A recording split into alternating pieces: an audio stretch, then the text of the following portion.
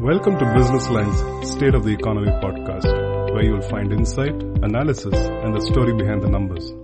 Today, we will be discussing the state of Indian startup and venture capital ecosystem.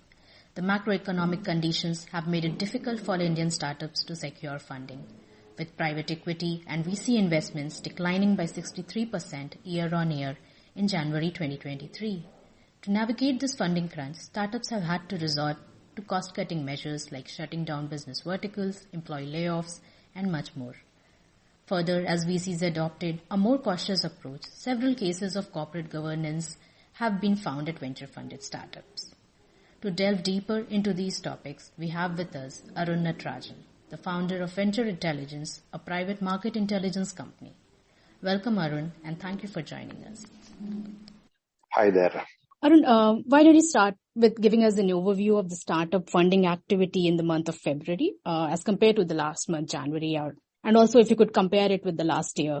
Absolutely. So it really feels what, winter looks like, just for the startups, we've been talking about it, since 2022.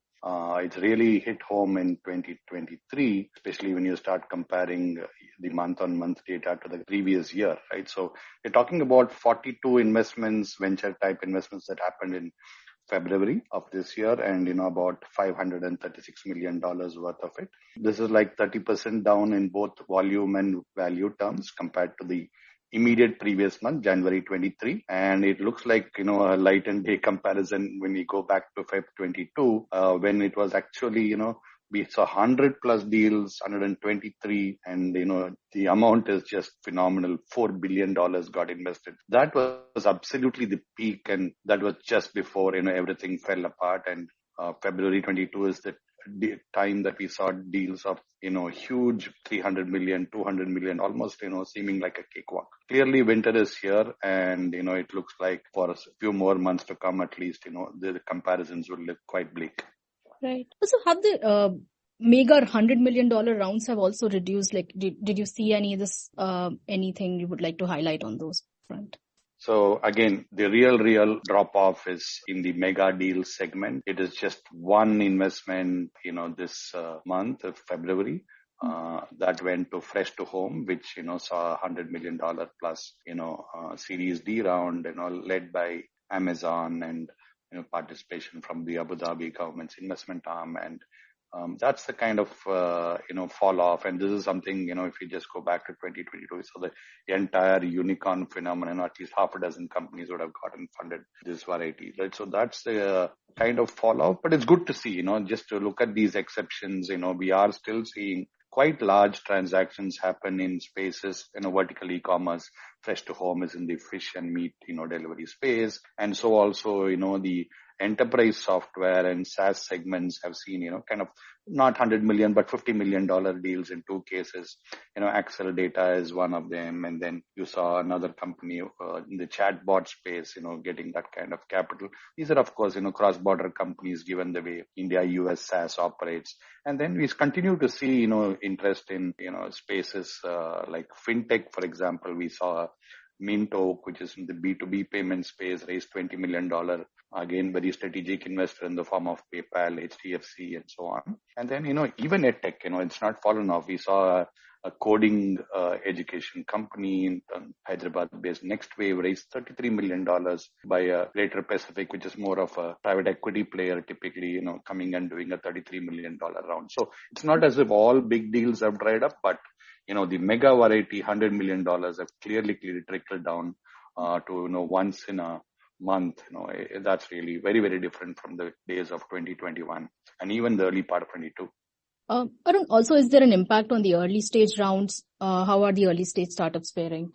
So relatively speaking, early stage has been really the standout, exception to the whole funding winter phenomenon. Throughout 2022, even, we saw just, with the exception, obviously, of 2021, which was all-time high with a very, very high bar in that sense. Every other, year was outdone in the early stage especially, right? So that was something that lasted right through 2022, and it's quite heartening that substantial part of those investments were led by domestic investors. And, we see that, kind of continuing that relative vibrancy in the early stage, but it's not going to be without hiccups, there as well. There are going to be challenges as we speak to investors, the kind of valuations, the kind of expectation in terms of product market fit, etc.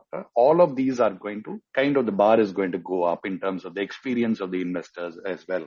So that's the kind of, tightening up, which is going to lead to a little bit of deal flow going down in early stage, but it's not going to be as much as a drop off, as we are seeing in the much later stages. So early stage is still a pocket where, there is vibrancy, and with minor blips, hopefully that will continue.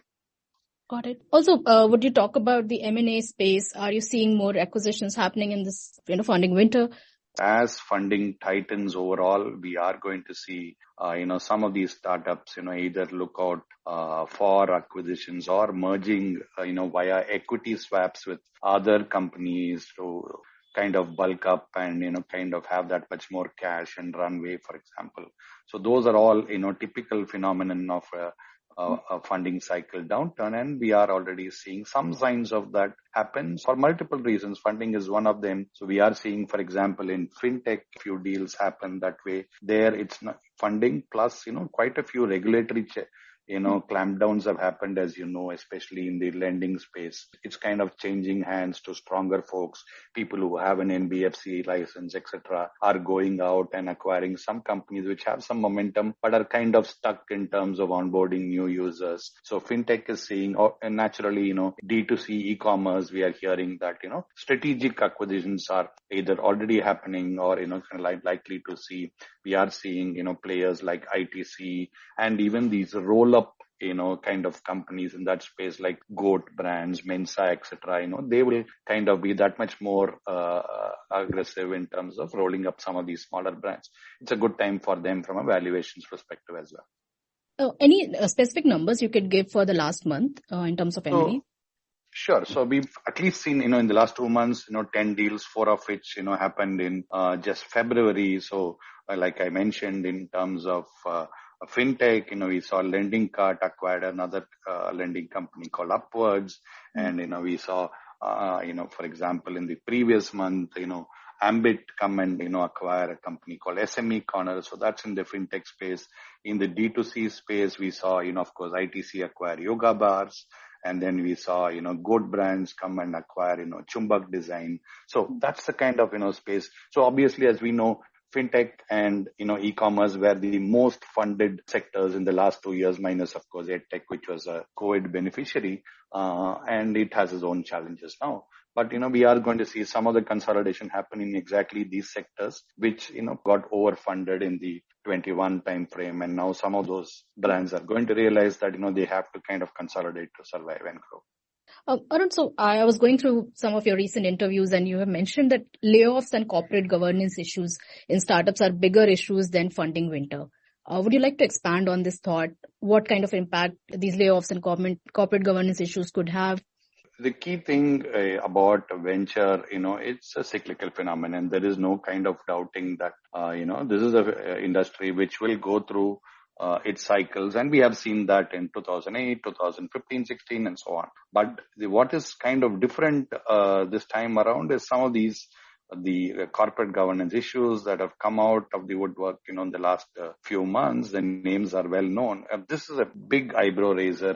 This is not something that we have seen that often in the startup space. Of course, in the big, the Satyams and the Island FS, those are all well known. But in the startup space, we haven't seen this kind of phenomenon break out, and it is raising a lot of eyebrows, naturally, and therefore quite a few this thing. The layoff phenomenon is something that bound to happen given how things were so different during the COVID years, whether it is, the war for tech talent, and therefore now with the funding crunch, very good companies, having to cut flab in that sense. And that is not as much of a surprise, and no real a good tech talent is going to kind of, struggle for a job in that sense. But, it is a bit of a correction in what happened, which got triggered by work from home, the whole moonlighting phenomenon, etc. All of those I would look at as a healthy correction. But the governance question is something that the ecosystem has a cloud hanging over it, and we'll have to see how that resolves, in the months ahead. Right. Could such headlines also impact the deal activity, or could also sort of deter how HNIs look at startups? Anything did you notice in terms of HNIs investing in startups? Has it been impacted? Sure. In the sense of, kind of question mark on some of the biggest funds in the country, can definitely raise, doubts in the minds of investors in those funds as to, how well are the diligence process is working, because there is no this thing. And we all know that, it was difficult for investors to kind of diligence companies with the COVID, and, a lot of it has to happen online, and there is only so much you can do while there is a wall of money coming to them, and the pressure to invest that money, and, no real avenues of meeting with founders, etc. The mistakes are bound to happen, and the investors are ready to admit that, they probably did overstep on the diligence, or rather the lack of it, during those years. But now it is definitely tightening up, and some of those questions the LPs will ask them, which are going to be hard to some of these funds. The best of the funds I know had to delay their closing of their funds, etc. Already something that we have seen. And it is natural that, that much more diligence focus is going to be order of the day going forward. Arun, when we talk about February, union budget is always the major announcement, as the major development for the ecosystem. One of the most discussed announcements there was about angel tax provisions and how it has been extended to foreign investors now. What are your thoughts on that? Do you think that such a regulation can also impact the deal activity in the ecosystem? Yes, this time around we did see at least, one announcement, like you referred to, in the angel tax being applied to foreign investors, come almost out of the blue, so that was something, if you look at it from the spirit of what is intended, is to kind of, bring foreign and domestic investors on an equal footing. So this was obviously, applied a few budgets back, for the domestic investors, which is why it got the tag of angel tax.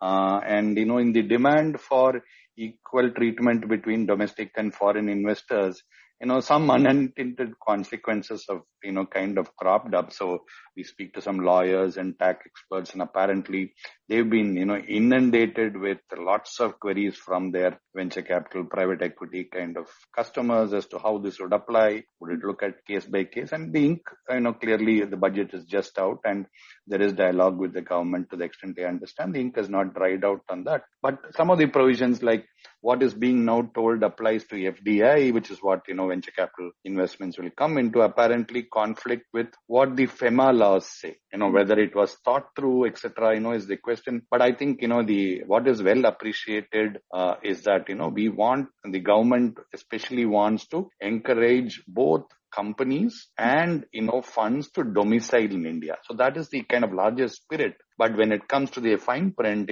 there are lots of tricky issues, like I said, between FEMA and FDI, etc.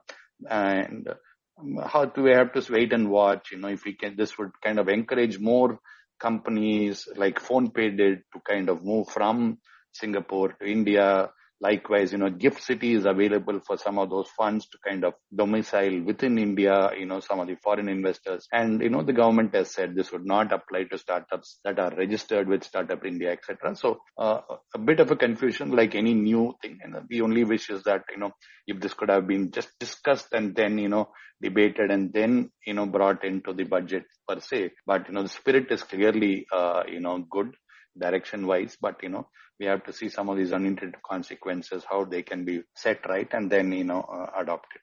Thanks, Arun. Thanks for your valuable insights today. Those are all the grounds that we could cover today, and we will be back with more insights into the startup ecosystem next month.